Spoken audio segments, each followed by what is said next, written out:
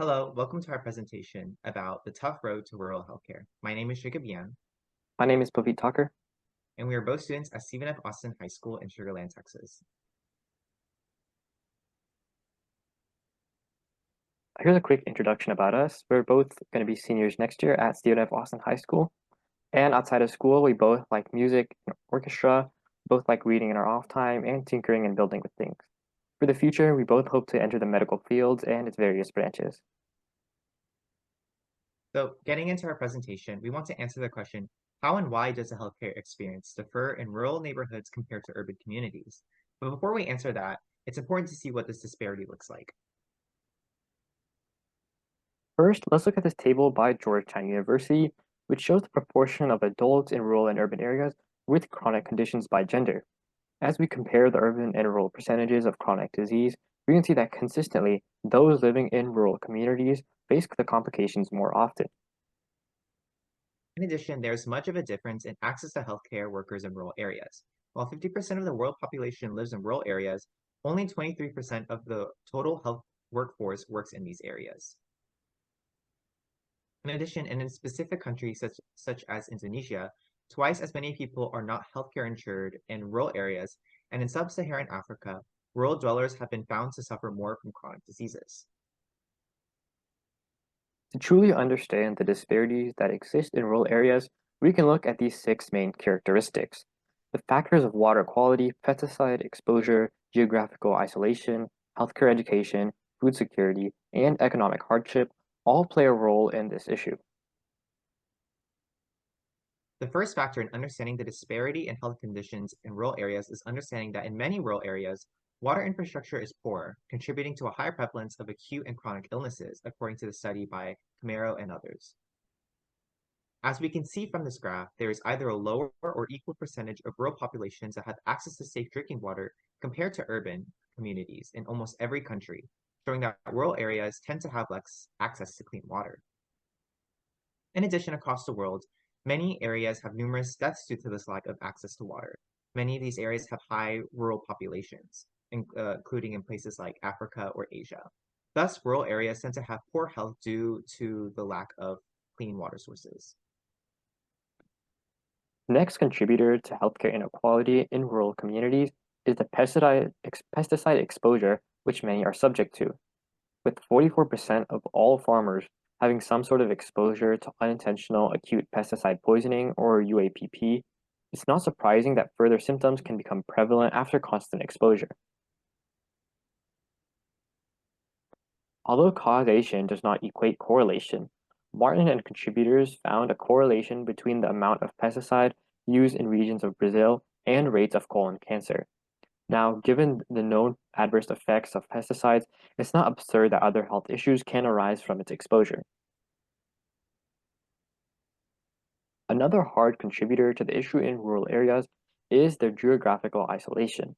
Without consistent transportation, individuals in these rural communities often delay or miss appointments, which can result in worse treatment outcomes. Evidence of this can further be seen in Evans and contributors' work on relating the number of consultations by community health workers and the geographical distance from their patients. For every extra kilometer a patient has to travel, there's about a 28% less chance that they will see a CHW.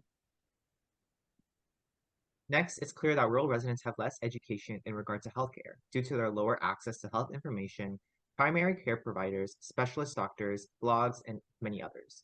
One interview of an agricultural worker from Africa who had diabetes reveals that as a result from not being informed of diabetes, led her to ignore her condition.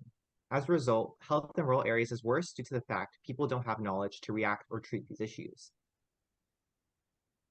In addition to little education, there are little health sources of food in rural areas as a result of food deserts. This results in a higher likelihood of chronic illnesses due to the higher consumption of healthy foods, and people are more likely to have diabetes or obesity. According to this graph, only 77% of rural households in the US have high food security compared to 85% of urban households. This clearly shows a disparity between urban and rural households when it comes to food. The last and one of the most important factors in rural healthcare disparity is economic hardship.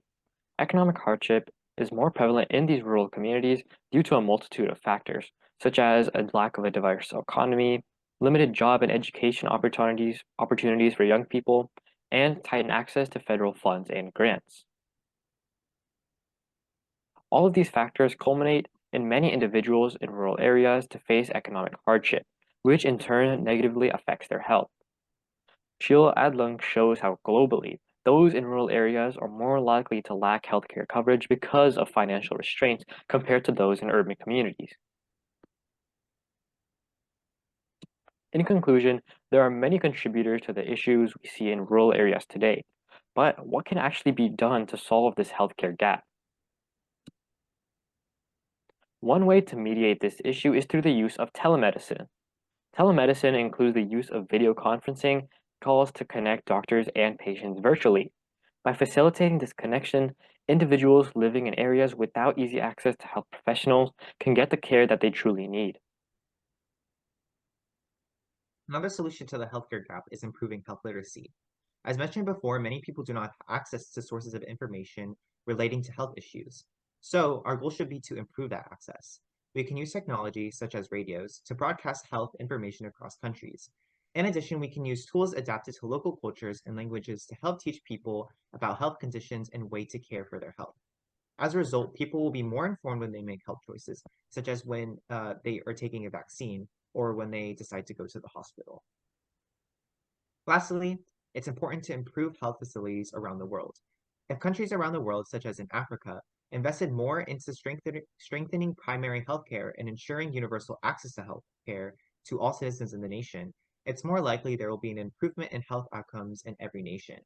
It's also important to invest more money in healthcare facilities and ensure doctors have a good work lifestyle to prevent brain drain. Through all these, we can improve health facilities in rural areas of Africa and Asia and ensure billions of people in the world have access to healthcare. And here's a quick list of all the references that we use in our presentation.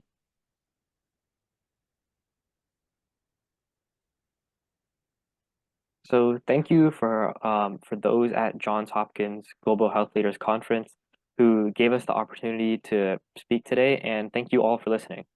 If there are any questions at all about our presentation, please feel free to contact us. Thank you so much for this opportunity and for your time. Have a nice day.